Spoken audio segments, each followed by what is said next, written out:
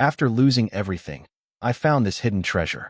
Before we begin the story, make sure to subscribe to our channel and never miss more incredible stories every day. The day I signed my eviction papers, I opened a dead man's box. I guess I should back up and say who I am before you decide whether I deserve what I found. My name is Eric, I'm 29, and 3 months ago I thought of myself as boring in the best possible way. I had a steady IT help desk job, a small one-bedroom apartment, a beat-up Civic that always started on the second try, and a girlfriend who said she loved that I was predictable. I paid my bills on time. I cooked my own food. I kept my head down. And then, piece by piece, one stupid disaster at a time, it all slipped through my fingers. I'm telling you this from a folding chair in a room I rent by the week, the kind of place where you hear every argument through the wall and pretend you don't. My clothes are stacked in plastic bins. My desk is an upside-down moving box. On top of it sits the reason I might someday forgive the universe. A dented metal lockbox I didn't know existed until everything else was gone. It isn't mine. The name on the masking tape is my grandfather's, Samuel Harris, who's been dead for 10 years. The box was buried in the back of a storage unit my landlord forced me to clear out after I fell behind on rent. The guy from management shrugged when he handed it to me. "We'll toss it if you don't want it," he said. Previous tenant left it behind. I turned it over in my hands like it might bite. It was heavier than it looked, the kind of weight that suggests more than just old papers. The metal was cold despite the sweat in my palms, and there were tiny scratches along the latch like someone had tried to pry it open once and failed. I kept thinking about how my grandfather never trusted banks, how he used to say, "Real value doesn't live on a screen, Eric." The key should not have existed in my pocket. It belonged to a ring of spare keys my sister Mia had pressed into my hand when I moved out of our childhood house years ago. In case Mom locks herself out again, she'd joked. I had never noticed the tiny, unlabeled one until that night, when everything I owned fit into the trunk of my car and I was desperate enough to try every lock in front of me. The lock clicks open with a sound that feels loud enough to change my entire life.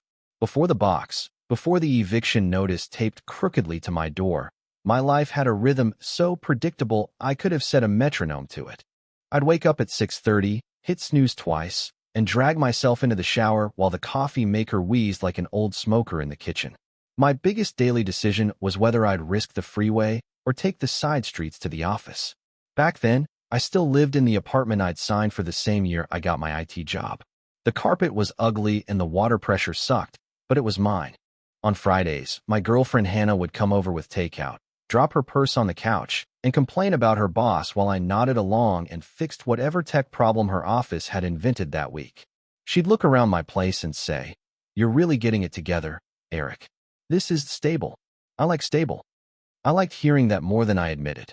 Someone like me, whose family never had anything stable, learning to be the boring guy with a 401k felt like winning the lottery in slow motion. My sister Mia even stopped calling me our resident disaster at family dinners. She had kids and a mortgage and this permanent worry line on her forehead, but she'd squeeze my arm and say, "I'm proud of you, you know that?" I'd shrug and change the subject, like pride might jinx everything. Still, even then, there were fractures no one wanted to look at too closely. Mom's health scares that we pretended were just stress. The way Mia's husband flinched whenever bills came up. The empty chair at the table where my grandfather used to sit.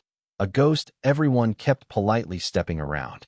We all agreed, without saying it, to move on from the weird stories about what he hid and who he crossed, like superstition you grow out of and eventually forget. I mistook silence for safety and routine for something that couldn't be taken, like a background soundtrack you stop hearing. I didn't know those ignored stories were already counting down on me. The beginning of the end looked like any other Monday. I was halfway through my second cup of office coffee, scrolling a ticket where some manager claimed his computer hates him personally, when my boss's chat bubble popped up. "Can you come by the conference room?" There was a calendar invite already on my screen, 15 minutes ago, with HR attached. My stomach went cold in that stupid, instinctive way you can't argue with. They said all the phrases you hear in those videos about layoffs, restructuring, nothing to do with performance, transition support. There was a severance package that sounded generous until I did the math in my head and realized it could vanish with one emergency. I sat there clutching a manila envelope while they slid my security badge gently off the table, like it was a bomb we all agreed not to mention. When I finally stood up, the room smelled like recycled air and fake citrus from the cleaning spray. I told myself it was fine. People lose jobs all the time. I had savings, a decent resume, and a LinkedIn profile Hannah had bullied me into updating.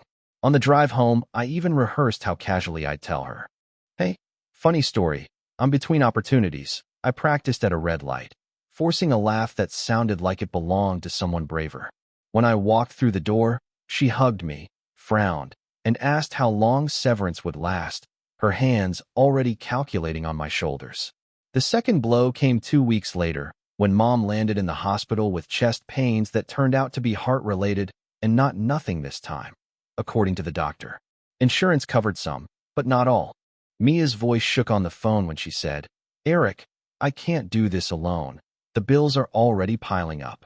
So my severance, my carefully hoarded emergency fund, went exactly where it should have gone, into keeping Mom alive. Watching the numbers drain from my account felt like watching sand pour from a broken hourglass. I didn't know my disaster file had more pages coming. Rock bottom doesn't feel dramatic when you're in it. It feels boring and humiliating. First came the emails from my landlord, then the pinkish notices taped to my door like public shaming posters. I sent partial payments, promised more was coming, applied for every IT job within 50 miles. Weeks went by. No one was hiring right now, given the market. The savings that Mom's hospital bills hadn't eaten vanished into rent I couldn't keep up with, like water disappearing down a clogged drain you can't unclog, hissing uselessly into the dark pipes. Hannah held out for a while. She listened to me rant about ghosted applications and broken hiring portals, sat with me while I filled out online forms that crashed right before submission. But the night she said, "I can't be the only adult in this relationship," something in her tone sounded final. When she left, she took the plant she'd brought over and the mug she kept at my place, and somehow the empty spaces they left looked louder than anything she said. Her key, dropped onto my kitchen counter, made a sound I can still hear. Mia did what she could, but she had kids and a sick mom and a husband whose hours kept getting cut. "I'm sorry, Eric," she whispered over the phone, voice muffled so her children wouldn't hear. "If I pay your rent, I can't pay our electric. I wish it was different." I told her I understood. I meant it. Understanding, it turned out, doesn't stop an eviction. The day the sheriff came, he was almost apologetic. "You got your 30 days, he said, gesturing at the already half-packed boxes. I nodded, numb, as strangers carried my couch past the neighbors who pretended to be busy with their phones. By sunset, everything I owned that would fit was jammed into my car or stacked in the storage unit the complex used as a graveyard for tenants who'd fallen behind. The metal door rolled down with a rattling roar, sealing my old life in the dark. I thought losing my apartment was the bottom, but I was wrong. The storage unit smelled like dust and old paint, a metal throat swallowing other people's lives. They assigned me a narrow space at the end of a row, doors streaked with rust where hands had dragged it up and down for years. I stacked boxes in messy towers, kitchen stuff, clothes, a crate of cables I swore I'd sort someday. Each thud echoed like a stamp confirming that this piece of my life was officially in limbo. I was arguing with a roll of packing tape when I heard, "Eric? That you?" I turned to see Mr. Harris shuffling down the corridor, gray hair wild, keyring clinking at his hip. He'd been the handyman/unofficial landlord at the duplex where I'd grown up, and somehow he always appeared wherever my family's mess resurfaced. "Heard you were moving out," he said, eyes dragging over the boxes. "Didn't think I'd see you here." We talked small talk for a minute. Mom's health, Mia's kids, the rent prices that made him snort and say, "Highway robbery." Then his gaze snagged on the unit number printed on my contract. His face changed, like someone had turned down a dimmer switch behind his eyes. "That one used to be your granddad's," he muttered. Before things got complicated." "What things?" I asked. He just shook his head, metal keys chiming. Man took secrets to his grave. Or tried to. Before I could press, he patted my shoulder and shuffled away, leaving his words hanging in the dusty air like cobwebs.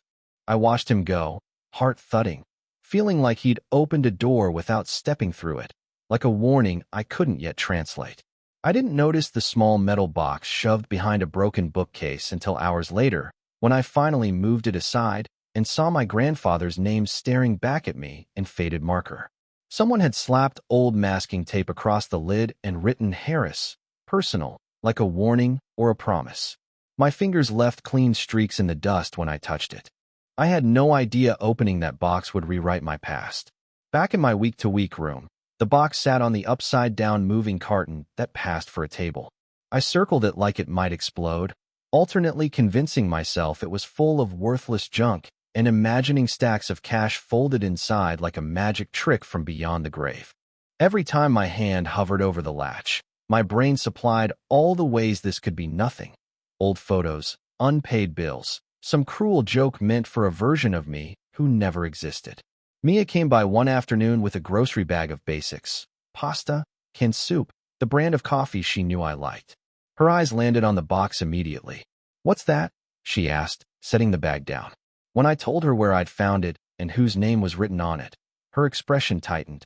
"Eric, please don't start chasing stories about Grandpa's money. We've been hearing about that since we were kids. It never ended anywhere good. He used to tell us he didn't trust banks." I reminded her. "What if there really is something? It could help with Mom's bills, with your mortgage." She shook her head hard enough that a strand of hair escaped her ponytail. "Or it's nothing, and you get your hopes up and crash even harder. You need a job, not ghost treasure. We don't have the luxury of believing in fairy tales." Word travels fast in my family, especially when it shouldn't. By the weekend, Derek was texting me. Derek, our older cousin who always seemed to sniff out opportunity like a bloodhound. The guy who'd tried to sell me can't-miss crypto picks at Thanksgiving. "Heard you found Grandpa's box," he wrote.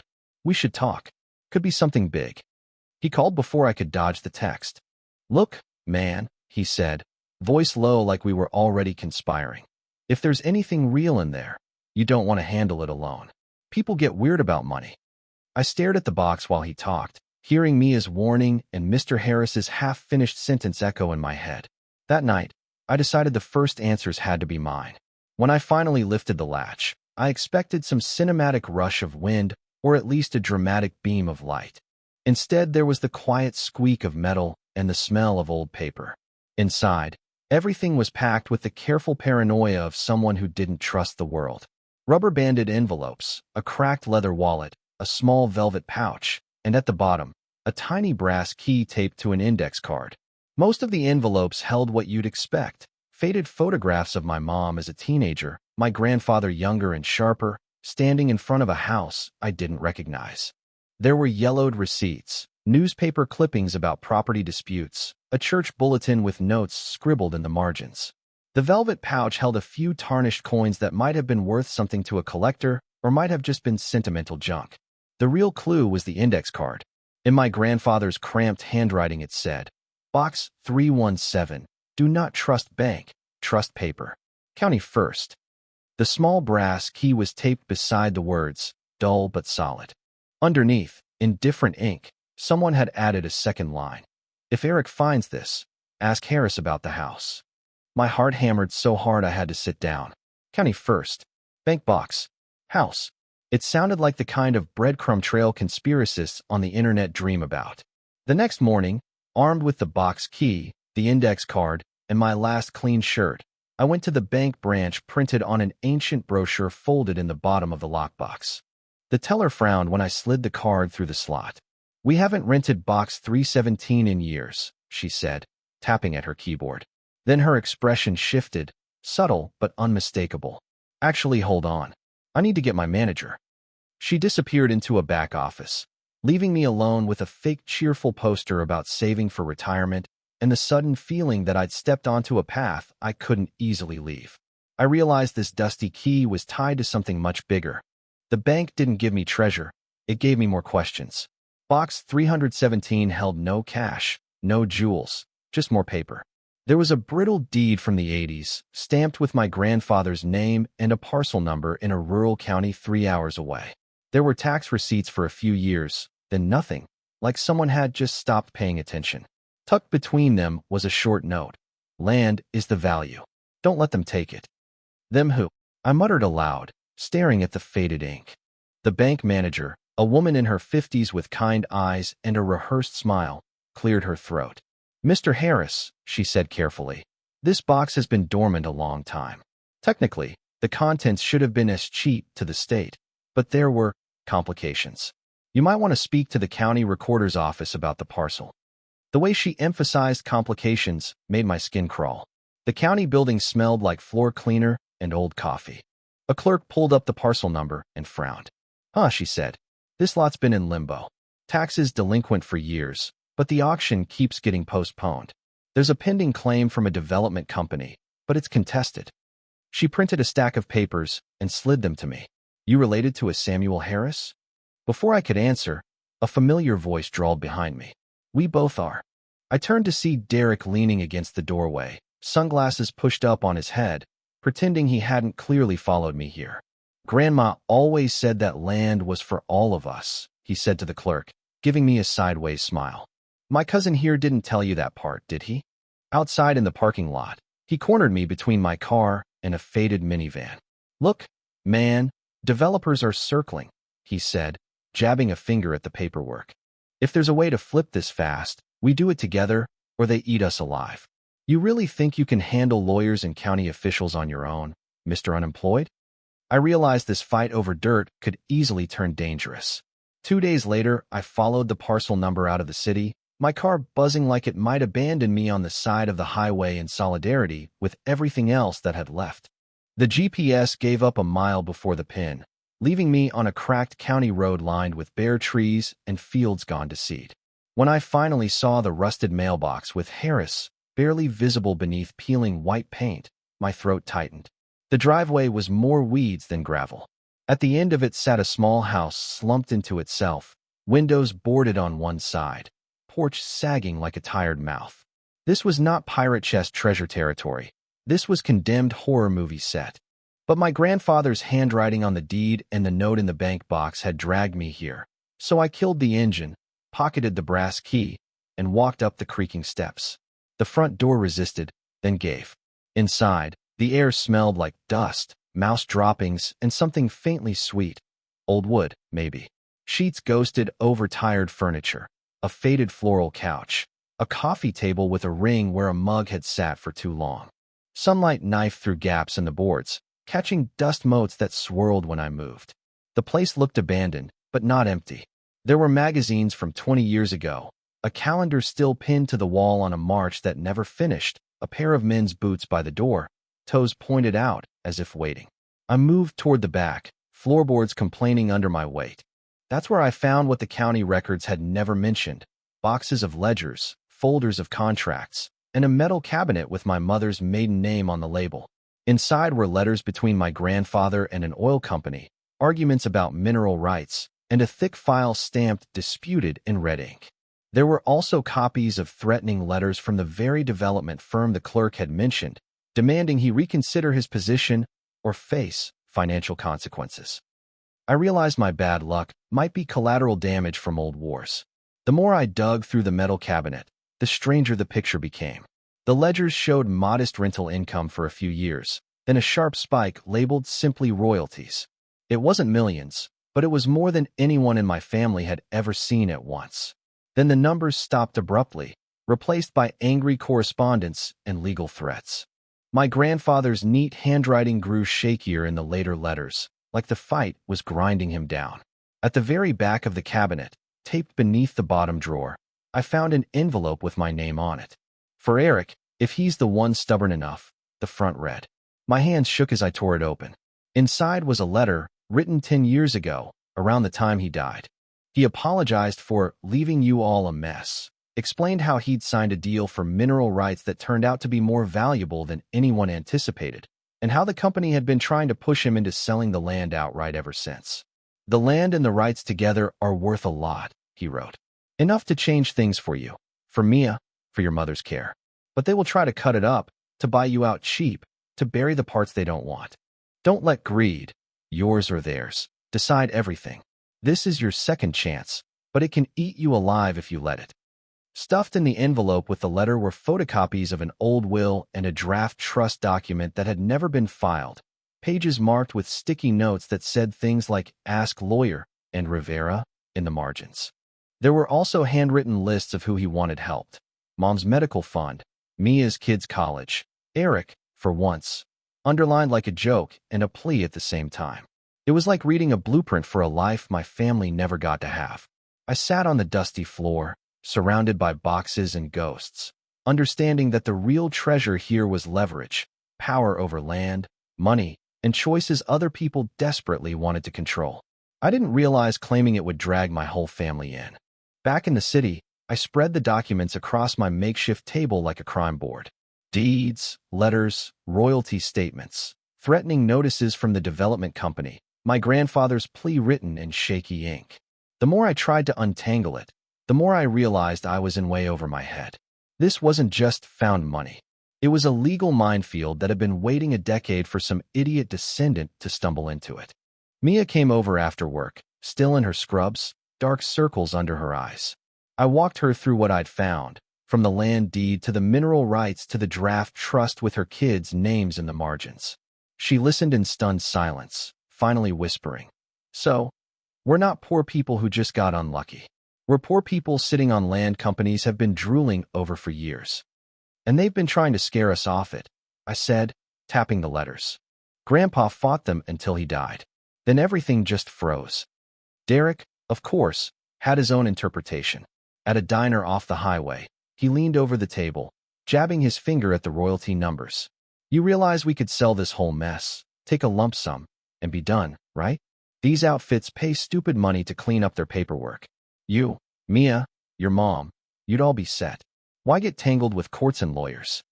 Because of that word, lawyers, I'd already called the number scribbled in my grandfather's margin notes. Lawyer Rivera's voice on the phone was calm, precise, and disturbingly unsurprised when I described the situation. "I've seen this pattern," he said. "Small landowners, big mineral interests, stalled paperwork. The fact that the parcel's still in limbo means they haven't won yet." In his cramped office filled with file boxes, he laid out my options. Fight for clear title and renegotiate. Sell everything fast to the company. Or walk away and let the county sort it out. Each path came with charts of risk, cost, and potential payout. Listening to him, I realized there was no version where everyone walked away happy and whole. Rivera suggested a meeting. "If the company has been circling this long, they'll want a clean way to wrap it up," he said. "We can either let them dictate it in some back room, or we can put everyone at the same table, with the county present, and make a record." The thought of sitting across from whoever had been bullying my grandfather made my stomach knot, but the alternative, doing nothing, felt worse. We chose his office over the courthouse, a neutralish battleground lined with filing cabinets. Rivera sat at the head of the table, legal pad ready. On one side, me, Mia, and Mr. Harris, who insisted on coming as a witness to how things used to be. On the other, a polished representative from the development company named Ms. Cole, crisp blazer, hard eyes, and a stack of folders she set down like she was slamming a gavel. Derek wedged himself between sides, literal and metaphorical middleman. "Let's be efficient," Ms. Cole said, sliding a document across to Rivera. "Our client is prepared to offer a generous settlement to clear title, assume liabilities, and resolve all outstanding disputes. Lump sum payment, confidentiality clause, no future claims. Given the tax situation and the defunct royalty agreement, this is an excellent outcome." Derek's eyes practically turned into dollar signs. "See," he whispered. "Easy. We sign, we split, we walk." Mia's hand trembled under the table where it gripped mine. Mr. Harris sucked his teeth. "Man fought his whole life so they wouldn't pave that land over," he muttered. "You gonna let them buy your silence, too?" Rivera looked at me. "Ultimately," he said, voice steady, "this decision is Eric's. He's the one they need to sign." My pulse roared in my ears as I imagined each path. Signing and betraying everything my grandfather had written, refusing and risking lawsuits we could never afford, or demanding terms that might make everyone at the table furious. I cleared my throat, feeling every eye in the room land on me like a weight. "I'm not signing that," I heard myself say, before my brain caught up. The room went very still. Miss Cole's eyebrow twitched. Derek actually laughed, a short, disbelieving bark. "Come on, man," he said. "Don't do this stubborn hero thing. This is real money. This fixes everything. It fixes their problem, I said, nodding toward the company folders. Not ours. My grandfather wanted this land and these rights to help our family, not disappear into some confidentiality clause. If they want clear title, they renegotiate the royalty deal, pay the back taxes, and put it in writing that they're not strip mining the place into a crater. Rivera slid his glasses up his nose, hiding the hint of a smile. My client is open to exploring alternatives, he said carefully. But any agreement must involve transparency and a trust structure benefiting the family, not just a one-time check. The next hour was a blur of raised voices and legal jargon. Ms. Cole reminded us of every delinquent tax bill and threatened foreclosure statute. Rivera countered with their stalled attempts to auction the land, their questionable letters, the optics of bullying a dead man's heirs. Mia squeezed my hand so hard my fingers went numb. Derek alternated between pleading and glaring, finally spitting. You're going to regret this, Eric. You always blow your chances. By the time we left, no one had signed anything. Instead, we had a tentative framework. The company would draft a new proposal involving ongoing payments and environmental protections. Rivera would establish a family trust. We'd agree to pause any sale or auction while negotiations continued. The weeks that followed were brutal. Letters came every few days, some official, some thinly veiled intimidation. Derek stopped answering my texts. Mom, hearing fragmented versions of events from everyone, begged me not to start a war we couldn't afford. I picked up part-time gig work to keep my room while spending my off hours buried in contracts I could barely understand. I just hoped I hadn't gambled my family's future away. It didn't resolve in a movie montage. It dragged. Months of back and forth, of Rivera sending sharply worded emails and me signing documents I only half understood after he patiently translated them into human, line by line. The development company pushed, stalled, threatened to walk, then came back with slightly better terms. Slowly, painfully, the shape of something fairer emerged. In the end, we didn't become overnight millionaires. What we got was steadier and stranger. A new royalty agreement tied to production, a written commitment to limited development and environmental monitoring, and a family trust structured so payments went first to Mom's medical care and Mia's mortgage before anything hit my personal account. Rivera insisted on that, and I agreed. Boundaries, he said, aren't just emotional. They're financial. Derek showed up at one last meeting, red-eyed and furious, demanding a bigger cut for finding out about this in the first place. The trust documents gave him a share, but not control. When he realized that, he stormed out, muttering that I'd sold out cheap by not squeezing the company harder. It hurt, but it also felt like the first time I hadn't shaped my decisions around someone else's temper. Life didn't magically become easy, but it became possible again. Mom's meds were paid on time. Mia stopped answering unknown numbers like they were bombs. I landed a new help desk job at a smaller firm. Nothing glamorous, but enough to move out of the weekly room into a tiny apartment with real walls and a lock that felt like mine. On weekends, I drove out to the old house alone. I replaced a few broken boards, swept out rooms, and sat on the sagging porch steps watching the fields breathe under the sky. Part of the land would change because of the deal. Part would stay as it was, stubborn and quiet, like my grandfather's last word. It had rewritten who I was allowed to be. The panic dreams came less often. I still wasn't sure I deserved the second chance it bought. Sometimes I think about the alternate timeline where I never got evicted. Where the company that fired me held on a little longer, Mom's heart behaved, Hannah stayed, and my rent checks kept clearing. In that version, the storage unit door never rolled up, the metal box stayed buried behind a bookcase, and I kept living my stable life without ever knowing my grandfather had left us a ticking choice in a tin coffin. Losing everything stripped away my illusion that safety comes from a paycheck and a lease. It also stripped away my excuses. When you're forced to sit on a plastic chair in a room that smells like other people's cooking and listen to the neighbor's TV through thin walls, you realize how much of your identity was tied to stuff. The hidden treasure didn't fix that feeling, it exposed it. I had to decide what I actually valued: money, fairness, control, forgiveness. If you're listening to this because you're in your own freefall, here's the part no inspirational quote tells you. The second chance, if it comes, will not feel clean. It will be tangled up with somebody else's bad decisions, your own mistakes, and opportunities to become the kind of person you used to complain about. You will not get a perfect option. You will get a less awful one, and you will have to choose it on purpose. You will need help, from boring people like lawyers and tired sisters and old neighbors who remember things you don't. My practical advice: ask questions before you sign anything. Keep copies of every piece of paper with your name on it. Don't assume the people in suits know what's best for you.